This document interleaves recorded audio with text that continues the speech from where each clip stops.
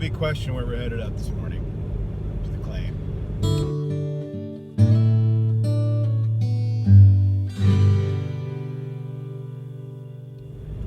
Comments all are telling me to stay on the streak, keep chasing the streak. So that's what I'm gonna do. Jeff Smith from Smith's Gold, he commented, look for the heavier gravel. So what I'm gonna do is, instead of picking up where I left off, I'm gonna move up the bank a little bit and find a spot where there was some really big boulders. This may not be much of a video. I'm basically going up to the claim today to rescue some tools.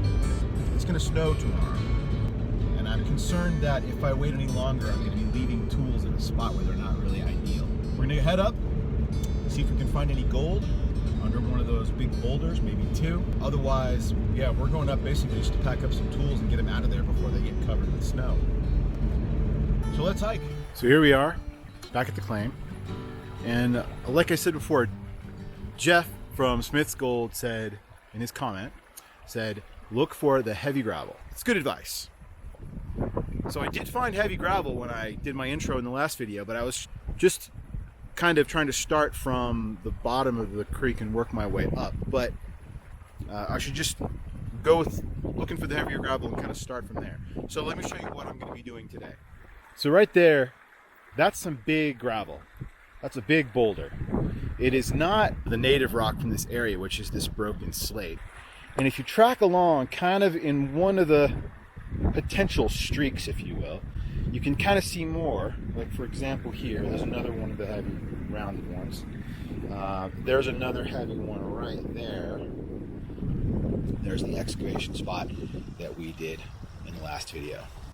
So what I'm going to do is I'm going to kind of focus on right here. I'm going to start with this area. This area of bedrock is going to kind of be the starting point of my sort of project area. And then I'm going to work along in a fairly narrow strip up to this big boulder right here.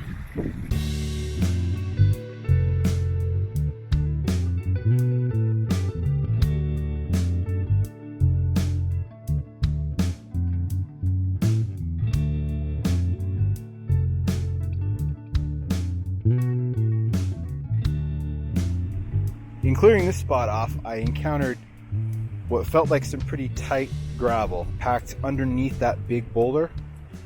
It's so tight that I can't even tell what's bedrock, honestly. But I'm going to start there and work my way back and see how we do.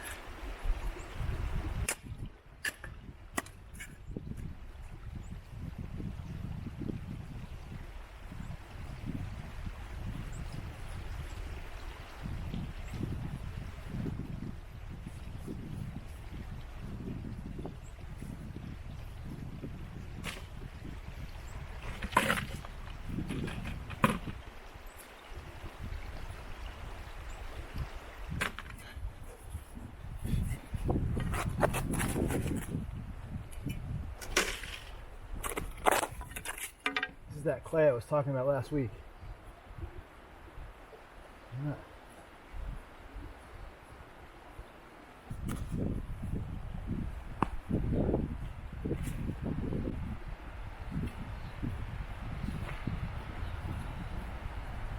It's on on top of the jagged bedrock. This is jagged stuff down here.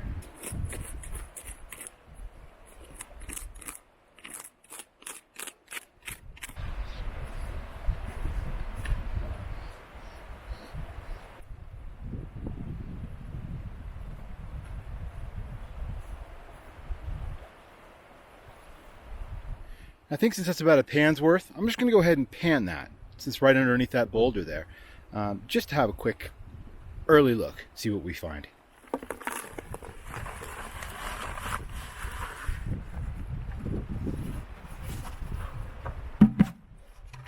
Pretty full pan. That's all right. Wow, that's cold water. The wind is cold too. I'm not sure how cold it sounds.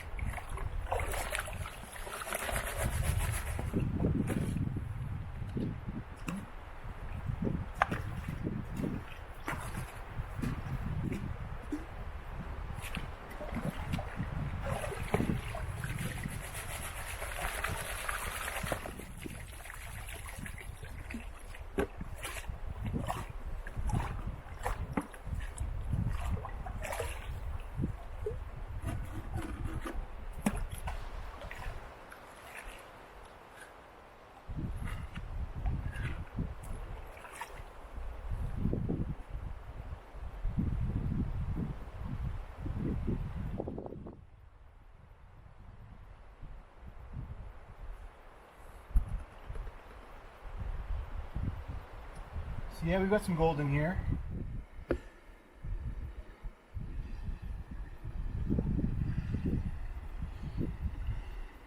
So some little stuff. It's our first pan from underneath that rock. So we'll keep going. I'm just going to dig this one bucket at a time, sluice it. And that's pretty much going to be it.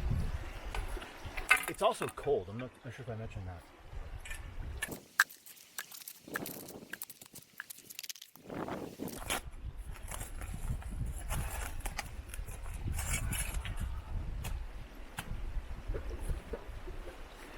Don't worry, this is not California redwood.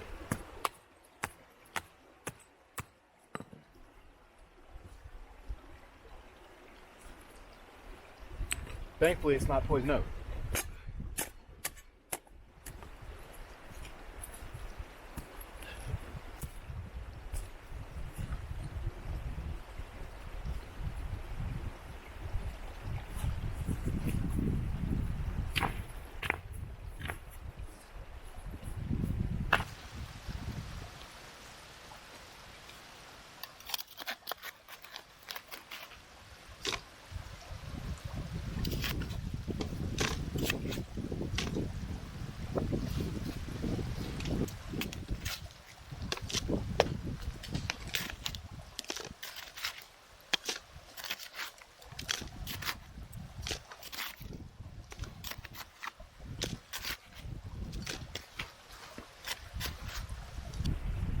So I'm pulling this loose gravel, or this smaller gravel, out of what feels like pockets in bedrock. It's hard to tell because it's so muddy, but I plan on just doing all of it like one kind of layer at a time, all the way back, and then I'll come back and I'll do the finer stuff afterward. So I just about got a full bucket right now.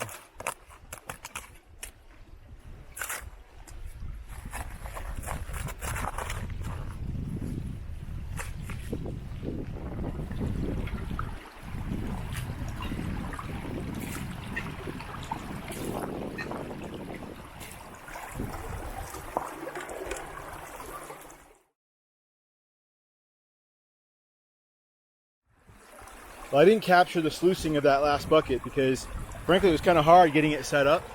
But there's our preview pane. You can see.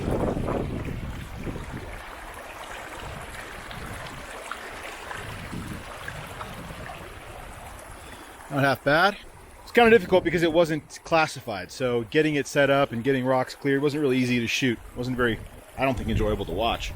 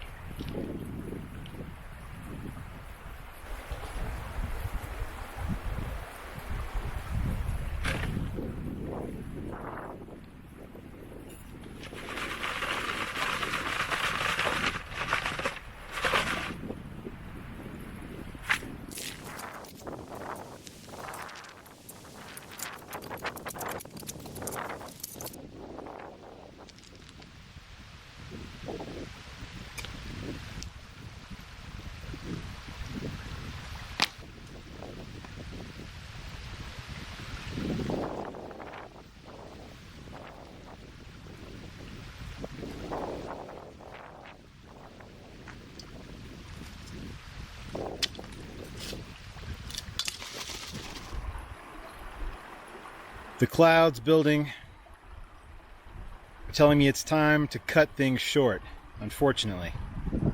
As you can see, I've made it just about to the edge of this rounded boulder. I was hoping to get all the way to that bit of bedrock there, but I couldn't quite make it because I'm having to stop now because I'm afraid that it's going to start raining soon and it's already cold. I've done 3 buckets in the sluice. So what I'm going to do now is I'm going to clean the sluice out. I'm also going to wash this hole out a little bit, maybe suck out the bottom of it, see if I can get anything good out of it.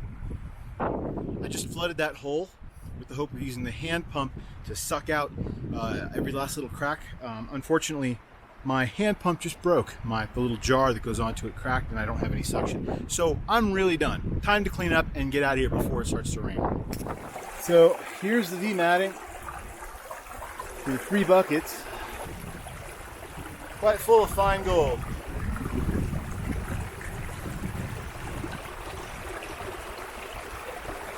So we got a little bit of a time warp now.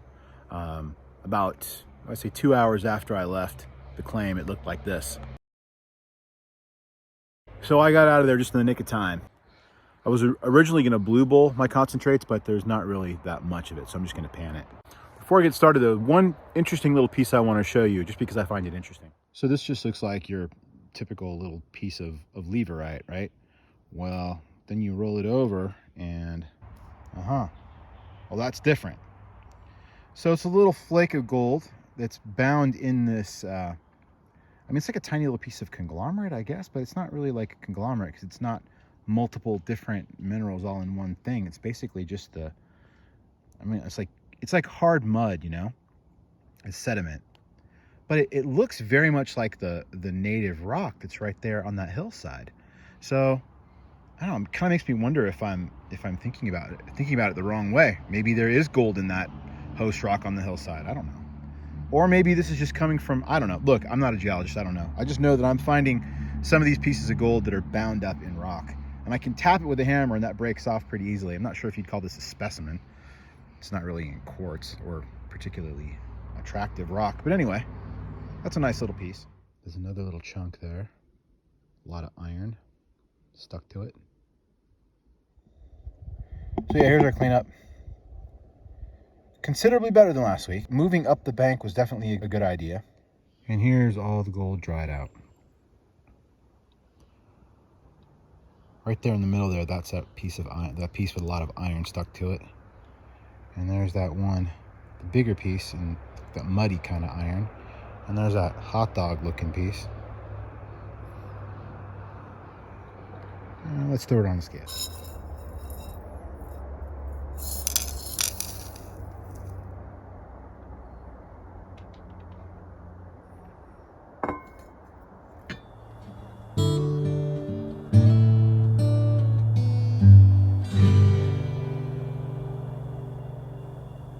Gram on the dot. So 1 gram for 3 buckets. I think that's pretty good.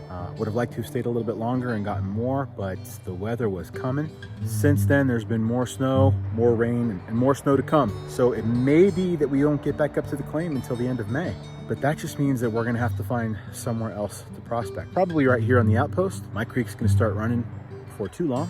But otherwise, we might have to take a trip to the county recorder's office to start looking for areas where there may be some open ground that we could possibly prospect and see about staking a new claim. Maybe that's a good subject for a video or two. How to identify claim boundaries and make sure that you're not claim jumping. Find areas to stake your own claim. Leave me a comment below if you'd like to see that subject covered or any other subject you want me to cover that has to do with gold prospecting. Be sure to subscribe if you haven't already. Like this video, I would appreciate if you did that. And also share. Thanks, folks.